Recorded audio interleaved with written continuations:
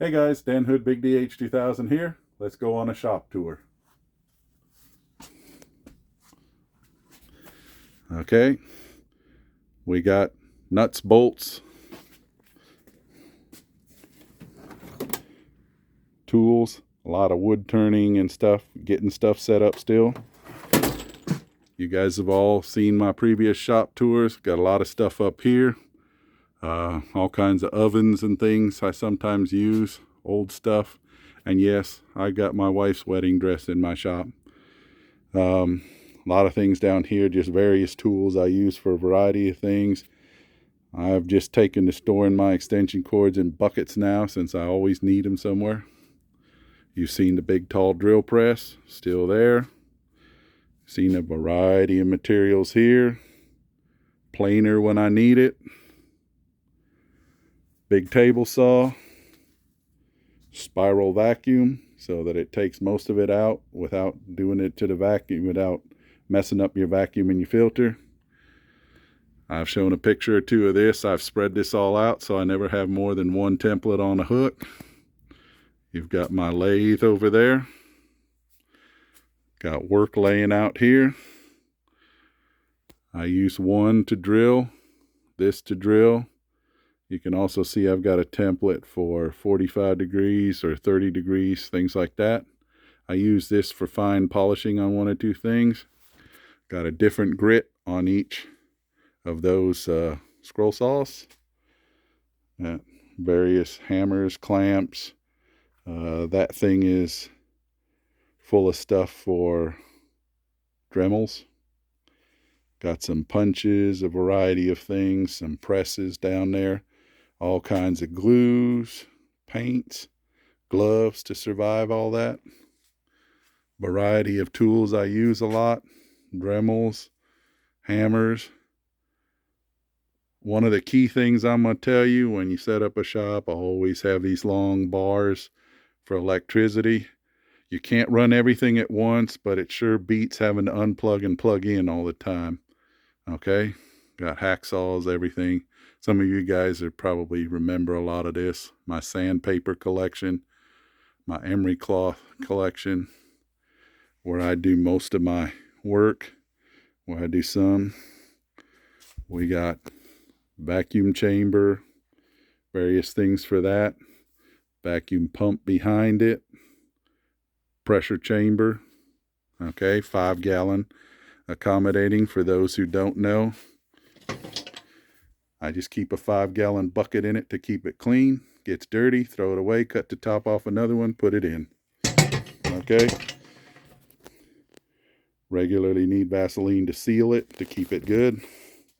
Variety of scales, spinners to stir stuff. Okay. Various oils for the pumps, stirrers, resin. Various things I use for the resin, powders. Collection of old clothing for wipe up and clean up. Torches to heat the top, take the bubbles off. Router bits. Oven, a project. Scraps for a buddy. A joiner. The lathe. Drill bit sharpener. One more power strip. Down there you can see the bin down there full of table saw parts. We got the bandsaw. You can see all the hoses running everywhere to the dust collector. Blade runner that I don't use too often, so it's often covered with a bin of a variety of different kind of sanders. More sanders up there. Spindle sander there. More hand, those are electronic. A lot of those up there are air compressor. You can see the air compressor hose laying everywhere. Thickness sander, cleanup. I've spent a lot of time organizing this. Got all my materials where I want them, all in one spot, except for the short scrap pieces. Got a torch. my air compressor, 2 of these floor model belt sanders that I've dismantled everything but the belt part, 2 router tables back there. One's got a trim router, one's got a round over router, a small belt sander, a couple of belts, you know, a lot of tools hanging up there, a lot of batteries, a lot of sanding equipment, lights everywhere because I'm getting old. Okay, we come on out here. This is kind of my prep table where I lay out various projects coming.